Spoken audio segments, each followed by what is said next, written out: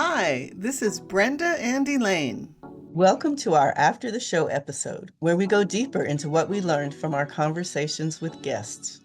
I learned so much about sickle cell from Paige in this conversation. One of my biggest takeaways is the fact that it is finally getting a lot of well-deserved and needed attention, which leads to research, better treatments, more understanding for those who are suffering with the symptoms of it. That's all excellent news. It is, and I was so touched by the fact that when Paige was young, which was only 20 years ago, they only treated children with pain meds, that there was really no approach to actually address what was causing them the pain. So they just would have these crises and be hospitalized and on pain meds till it resolved itself. I think the fact that she wants to make sure she does not have a child with sickle cell disease really says a lot about how challenging it was for her as a child. Yeah, and I think that the lack of treatment options had to do with the fact that it's a disease that mostly affects people of African descent, unfortunately. Mm-hmm. I'm really glad that's changing, and the fact that Paige is actually working with the people who are making that change is very admirable. She's so take charge because not only did she take charge of figuring out lifestyle changes and things she needed to do to be able to live the life that she wanted to live, and really make sure that she minimized the probability of having additional crises. But then she's out there working on that governor's board to help other people with sickle cell to raise awareness. And I just thought, well, she's a role model. Right. And sickle cell being a disease that mostly presents with pain is also another issue for us because we as Black women have a hard time having medical professionals take our pain seriously. Paige recounted the one time where she went to the emergency room and she was looking put together as she is a put together person. Right. And she had a hard time convincing the people that she was in a pain crisis because she looked so put together.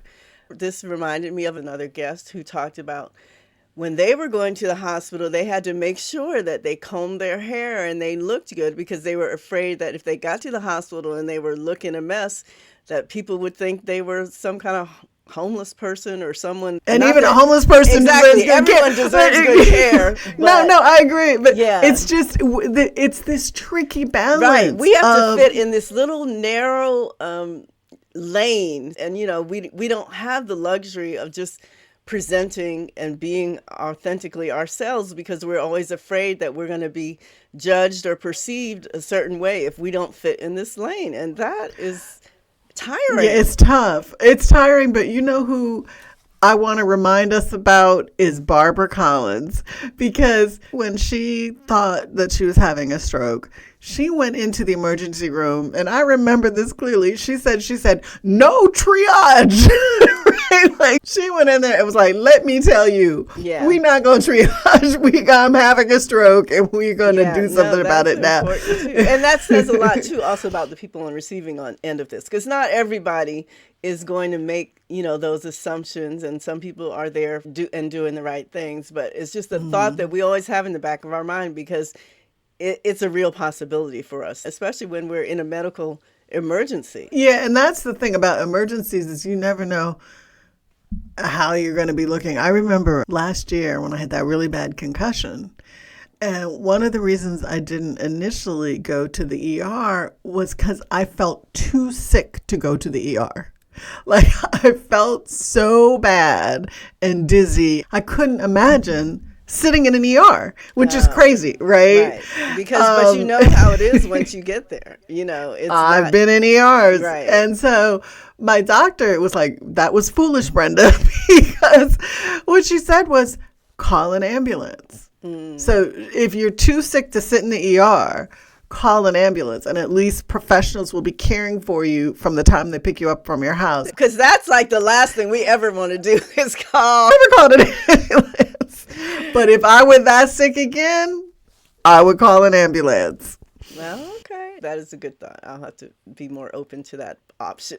Yeah, right. But the other dichotomy that stuck out in my mind after this conversation with Paige had to do with, how when we have something going on, how to decide when to keep it private and when to share it publicly. Now, I understand, as she said, you don't want to tell everybody about maybe a condition that you have or anything, because, again, that certain people will attach certain attributes to this or meanings, whether they be true or not, and a lot of them that you don't want.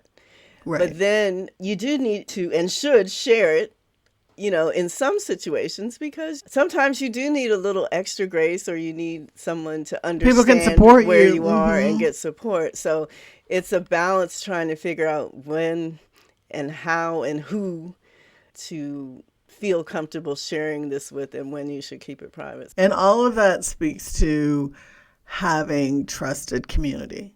Because if you have to go to the ER when you're unwell, then maybe a friend can go with you and advocate for you there.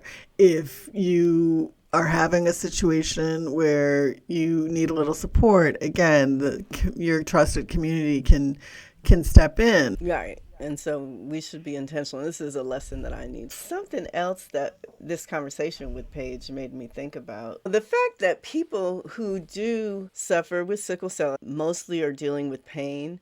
But when they're seeking help, a lot of times they're put in the category of people who are trying to get narcotics, right, or drug seekers.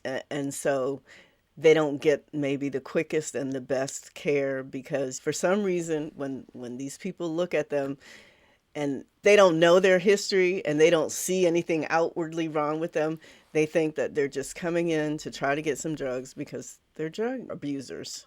Well, that's why Paige's doctor, again, when you have a good doctor, it's such a great thing. Remember, she went to the hospital and her doctor called the hospital and was like, this is what we're going to do. And I think that's great to have a doctor who really goes above and beyond to make sure you're getting the care you need, even when you're not in their office, even when you're not even in the same state. Right. I think that was just excellent. And I know that's the reason why she will not change doctors if she doesn't have to. And why would you? I'm happy that she's found that relationship and that she's doing the things in terms of movement, yoga, mindfulness, diet, that help her feel like she doesn't even need the extreme treatment that is now considered a cure, because she can actually maintain her own wellness by maintaining these lifestyle choices. I'm really glad she did that. There's one other thing that she talked about that I just want to touch on, because it is important to note that if you have a disease like sickle cell, it affects your career, it affects your earning potential. And she was talking about how she's making it work being a realtor.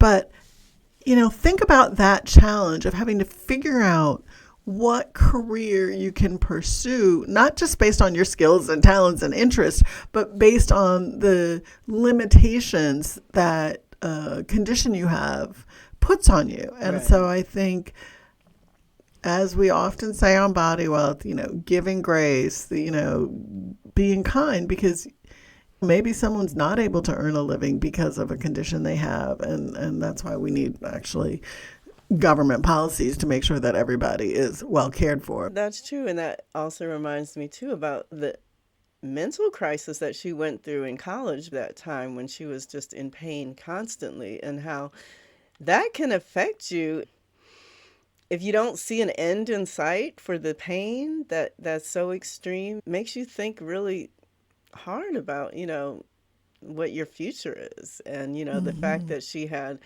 parents, friends close enough to her support mentally and got her that help. I'm so glad that was all there for her.